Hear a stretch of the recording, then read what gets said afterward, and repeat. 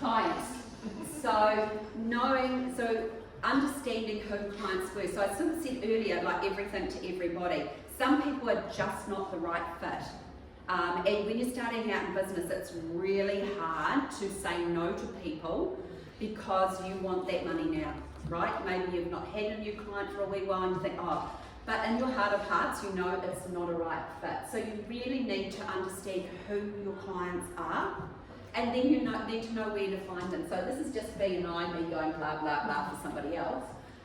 B&I has been exceptional for my business. I know that it's not a fit for everybody. I know some people have done Venus, and there's all sorts of other things. There's different groups, there's online. But that's all going to be about networking and finding where your people are. Anybody got any questions on that area? Sorry, I'm going back a slide. Yep, Is it the pipeline? Pipe Drive. Pipe Drive. What is that? Is that a software? It's also a CRM. So Okay. I actually run two. Okay. Yeah. So don't be me. Yeah. I'm literally paying for the second one because I like the graphs. I know. Every time I think, every time I get a bill, I go, oh, I don't really need that, and then I look at the graphs and go, that's so pretty. Is that a paid one? That is paid. Yeah. And just the way I run it, it really, it gives me the graphs, but more importantly, it gives me visibility. So I know who's on care plans, who's on hosting plans, who's just got work, so I can see that I've got a good snapshot. And HubSpot just doesn't do it good enough, which I had hoped it will, but it doesn't. So, yeah. Building a solid brand reputation. So this was kind of happened to me by accident. So I think if I look back on the other one, I would do this more intentionally. Like when I started, I just put myself out there. I talk to people, and I like business, and I don't really like people, but I really am interested in their businesses and what it could do. So I found that exciting, and through that we do a good job, and you are building that reputation without knowing it. And so for me, I still go to places and I'm like, oh hi, I'm Iona Elwood-Smith. Oh, I've heard about you. It's like, what have you heard? So you find that your name goes before you when you go to these things, and your business name gets known and understood, and there are values aligned with that. So everything that you do in the networking with your clients, with the work that you do, comes back to building that solid brand reputation. And that has been literally gold for me. I have had people that 9 years ago built the websites who still refer me, even though they know I don't build $400 websites. So I'll just get random stuff from people, oh, and we haven't been in touch for 3 whole years, but I've got this person. And so that reputation, that is gold to a business, and never undervalue, how that carries forward. Letting go of the wrong clients. So last year we did a bit more of a transition. We got more intentional. You saw the graph, the graphs went up. As part of that, we really had some clients that were just stuck in a mindset of when we had them 3 or 4 years ago. And Daniela joined me and goes, you have no boundaries. It's like, so true. It's like, and so, they call me like on a Friday night, I was like, can you do this? It's like, oh, okay. And then, or text me on a weekend, oh, you okay? It's like, I wouldn't get my team to do it, so why would I be doing it? And I had one chap, and we'd worked together for about 4 years, had a really, really good relationship, but the boundaries were horrific. And then when I put them in, he did not like that. I want someone that's going to pick up the phone, dude, you are not paying me nearly enough for that. Like, not even nearly. And so we actually suggested someone that he could transition to, and as far as I know, he's super happy there. But honestly, when he moves somewhere else, the lift and the lightness that you get from that, and in the team, especially Daniela, who was booking and counselling, just the change, and you actually realise for his $80 a month the weight he was putting, not just on me, but on the team, and then to that to be gone, and it just opens you up, like even like physically, right? If body language, it opens you up to more opportunity. You can do more work because you've got people who value your time, not have as an expectation, so you can be growing from that. But 100% it was taught behaviour from me. I got a right telling off from Daniel, who's way scarier than Michael. And about setting those boundaries, about what and what isn't appropriate. Any questions around any? No? You're all happy with your clients? Sometimes you don't need to fire your clients. You do need to fire your clients. You just Friday on don't. your birthday. Well, sometimes it's stages of your business too, because you do have that moment you realise that you've outgrown and you're moving to the next stage and you're dragging these people through, and then they become dissatisfied. And it's also back to the other one, it's your brand reputation. Like if you can't do the job that they are expecting, rightly or wrongly, then that needs to go. Yeah. So yeah, this was the big one.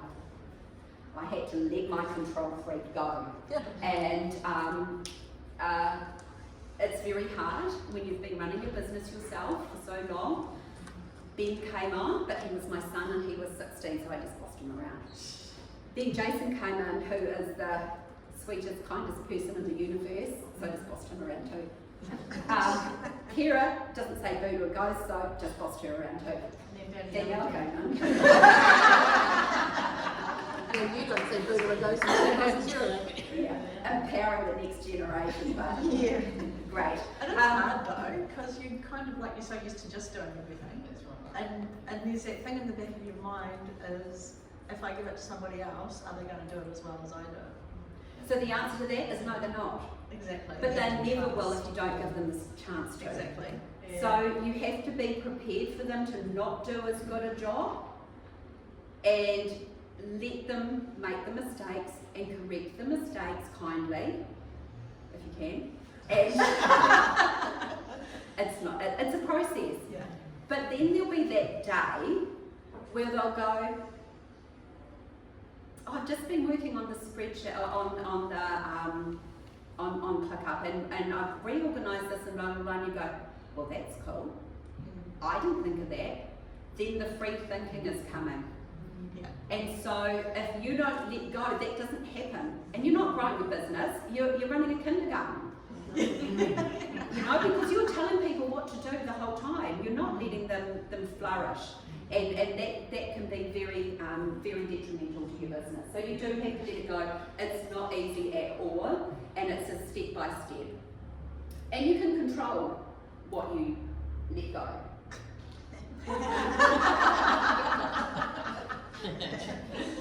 Rewarding them is important, and it's not always money. It's acknowledgement. I have to be careful rewarding Jason with acknowledgement because he jumps around like a little leprechaun. He goes, oh yeah, thanks, I know. But the next thing is like, la, la, la, and all this work, and it's really great. It's 11 o'clock, can we just? So it's like, compliment Jason at 3 o'clock. Kira, we had our group get together at the zoo. We were talking a thing, and she goes, oh, it'd be really nice to have certificates. Well, I never thought of that, did I? And so at Christmas, Jane designed these beautiful certificates of awesomeness. Yeah, or something like that, and just really acknowledge what they bring to the team. So it's not always about money, although I think if your business is doing well, I'm very transparent with our numbers, like with the team and everything, and I involve them in being part of growing the company. So they should be rewarded for their contribution to that. And yes, that there are things that they're being paid for, but we're also asking them to think freely, and I ask a lot of my team, so I'm very happy to reward them.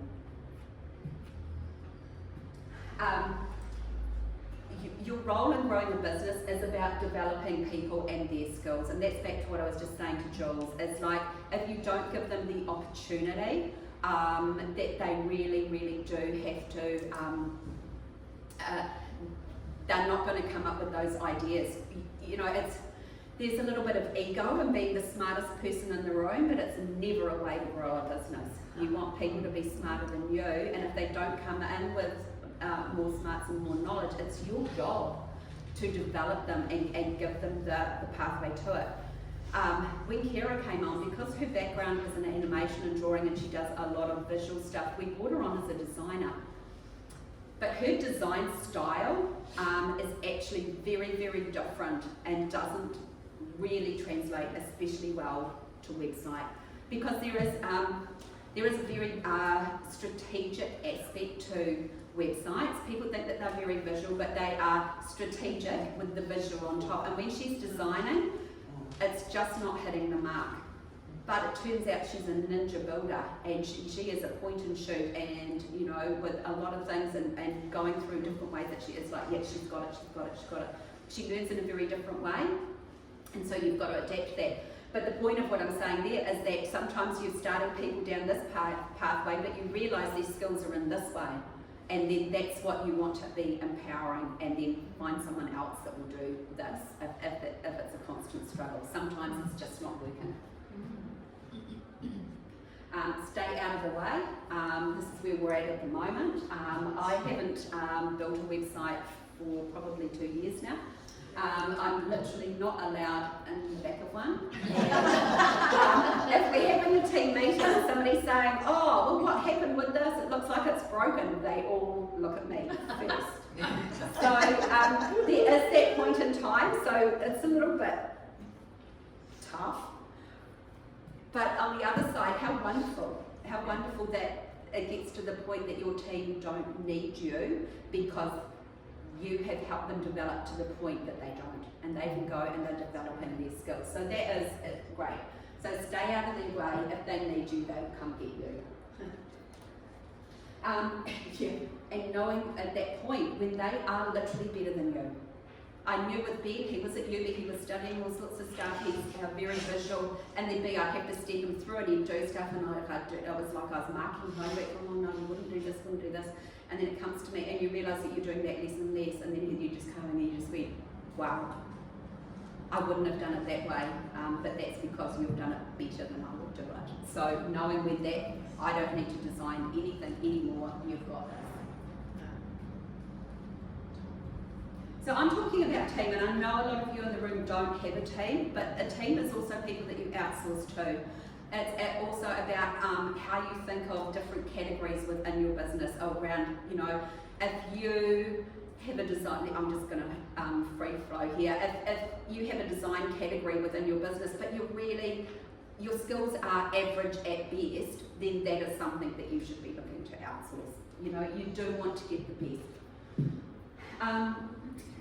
Investing in business development, so investing in that Udemy course, I mentioned that already, that the thing with that is that it wasn't just what it physically taught me, it was about how it made me feel about myself and how I could then position value to my clients. I felt then that I was worth putting the money up, whereas previously it's like, oh well, I've not trained for anything, I've just taught myself, you know, so people are only ever going to pay me $400 for that. I can tell you that the most recent project that we've just done was $38,000. So that's quite a long way. But you ended up, paying a lot more to invest in yourself later on. And that's the next thing. So as part of that growth thing, I looked at a course. I was looking online, and in my field there was an online course, and the course was $30,000, and that was a big chunk of money. And I didn't have it. It was paid monthly. But the biggest thing that course did for me was one around some of the setup, some of our systems. It did the packages. That was a big thing. It showed me how to do that, how to position, increase my prices. Studying that course, I literally doubled my prices overnight. No one batted an eyelid because they didn't know the old price was this. This is the price. They went, cool, I'll take that. So that's what I gained from that. Again, the mindset, the growth, the thinking, all of those things came from investing in that course, and it was 100% worth it. but it's a leap of faith. On that, I have just done another. It was a business coaching, and I got funding through Wellington Regional Business Partners, and they're still doing that. And if you find anything between now and the end of the year, they probably will push it through for you. So get on that boat. They pay 50%. Nice. Leaning into expertise and authority. So starting out, making it up as you go along, pretty much I use the term building the aeroplane while you're flying it. And then there's that point in time when people are asking, you realise you have all this knowledge, and it is leaning into that, being the expert, sharing it, really positioning yourself around that expertise and authority. And that's about showing up confidently in our business, because I think, especially if we are in a coaching role, if it's just us, we're newly trained, it's really quite hard to feel super confident. But lean into what you do know, lean into your expertise, be sharing it and be talking authoritatively about what it is that you do.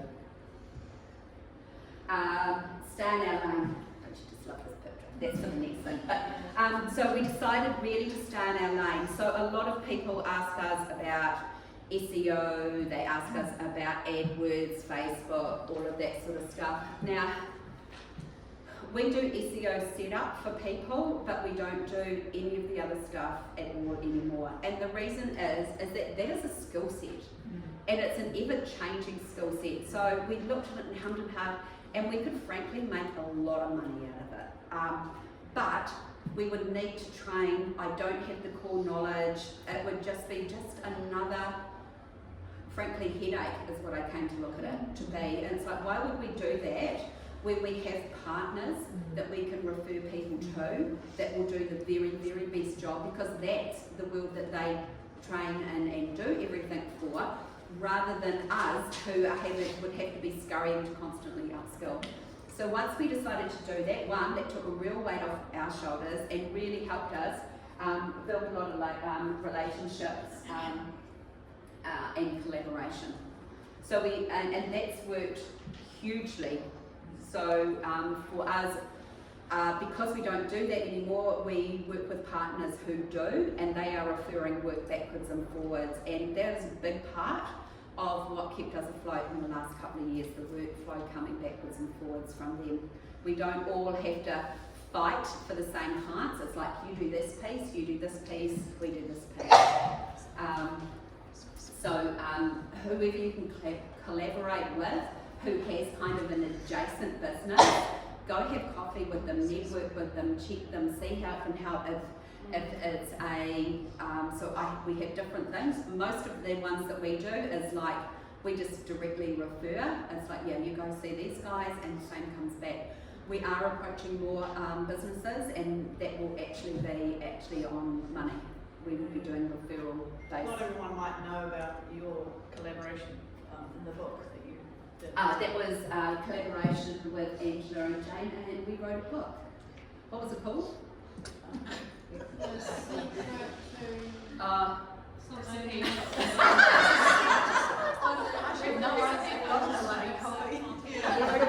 can't remember what it's called. We had a great time making it. and we did a cool photo shoot with lots of, I couldn't find the one with me shoving one on my face. I stole this off your website actually, Angela. And sometimes collaboration isn't about money, it's about support. And it's not even about, referring work. It is about that support network, it is about having people in your court. But I would say, build your network of people to pull in. And I think I like B&I. B&I does that for trades really well. Like if you're building a bathroom and you need your electrician and you need all of these, and then you bring in that network. Well, there are things like as web designers, but you need people with brand and copy and AdWords and hosting, and all of this all go on around it. So find your spider web and lean into that, because if you can get that going backwards and forwards, that's super, super valuable. And our processes, we're continually refining them to the point, so automations, Brett's going to talk about automations next week, but there's a lot of stuff. So Daniela's been really looking into automations in our business, and so when we onboard a client, like we've got really, really great process of how that works, but it was like, they're sending this and then doing that and then doing this and then she spent half a morning going through and looking and setting it up, so when they click accept proposal, all of these things start happening. And that literally, on that alone, is like an hour and a half's work. And we know that it's been done. We don't, so it's not sitting in there going, oh, I've got to get back because we've got that new client and I haven't sent through all the onboarding stuff, and they might think there we've neglected that, and we've just said, this, and give us your money and off we go. All done. And so it's always continually looking how can this be better, how can it be smoother for us, how can it be smoother for our clients. Any questions around any of that?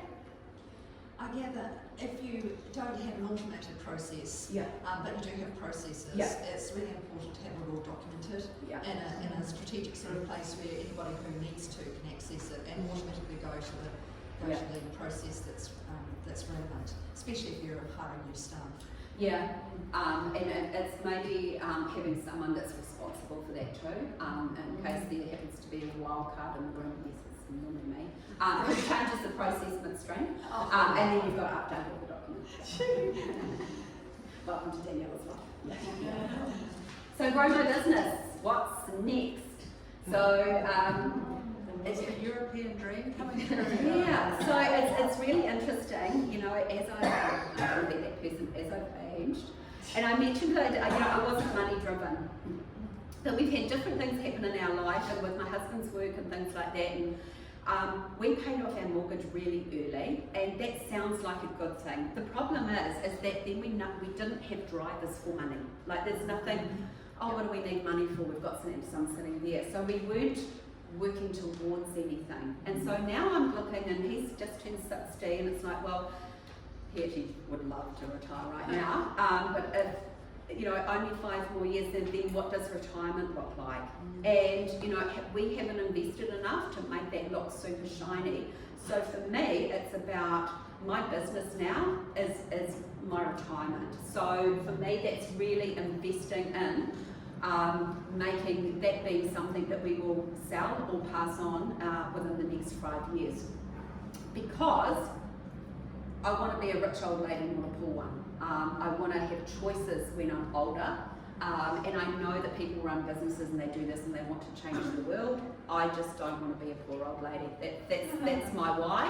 Everyone goes back to all of this stuff, and I've written all these things, and it's like it's actually not true. I just don't want to be a poor old lady. I want to know that if I want to jump on a plane and go see my friends in Switzerland, that I have the money to do that. And so that's for me, that is my driver for what's next. For our team to scale, we first of all, we're using our processes so that we don't need to get new people in, but we are increasing our capacity internally. We will outsource initially. The caveat with that is that it will still be outsourced to New Zealand. We don't outsource offshore. That's just a decision that we've made. We have a new market offering. So I mentioned that we had one that was 38,000. So we're actually working with enterprise level businesses and really redoing that and working with marketing managers and product managers, rebuilding websites. So that's super exciting. I have an actual lead generation strategy for the first time in 9 years. I have an actual marketing plan for the first time in 9 years. And financially, our goal is 6 million revenue in 5 years for that 5th year. For context, we will have very easily clear over 500,000 this year. And with what we've put in place, we're expecting to reach the million for the next financial year. So from 400 websites, and just to be clear, that first year of revenue, not profit, was 20,000. So that's a big leap. So it's not an easy ride, and it does take focus, and it does take doing things along the way that you don't like. And this is, I do want to stress as well, this is not everyone's dream, right? I'm going to work really hard in the next 5 years to be on the beach, to do those things, to make those choices. Some people have businesses that are actually doing really great and they're having a lifestyle that they love and enjoy here and now, and there's nothing wrong with that. One is not better than the other. It's just what is your pathway. But this is how I've grown my business, and these are the goals that I've set myself around that and our team. And I just want to, I did put the numbers there, and I hummed hard about it because it's like, does it seem a bit wanky? And it kind of does. But I just want people to see that things are possible. Because you might be running a small business now, doesn't mean that that has to be the future. So that's me as a flash old lady. I will get lots of joy. I love the colours. So questions, Jane? I think I know what you're going to say, but do you feel that the stress has been worth it? Like, when the economy starts tanking and you've got to pay 30,000 in wages each month, do you feel like that's... Yes, I'm not a... Whether the economy is doing stuff, I still have to get 30,000 in costs a month. So I don't let what's happening externally make me go like this. Because I've seen people do it and it serves no one, it will change nothing. I was having a wee chat with Nikki before. There are people that go, oh well, I'll just wait till things go back to what? They are not going back to anything. So I think it's important to know what you're doing and have the plan to get there no matter what. No one can predict play, but we can't also live in a world where we're anticipating it. I think we just do the best for what you can do and have those strategies around it. But also reassess along, is this still the pathway I want to take? Because, this is today's pathway. You get me back in a year and I've joined a hippie commune. Who knows, right? But I know without that plan, I'll never hit 6 million. I will never get near it. And we can do it along to here just fine, but we can't get to the next part. So, what was the question? Was the stress worth it? Was the stress worth it? Yes. Anybody got anything else? Anybody happy with their business? Loving where it's going? Beautiful!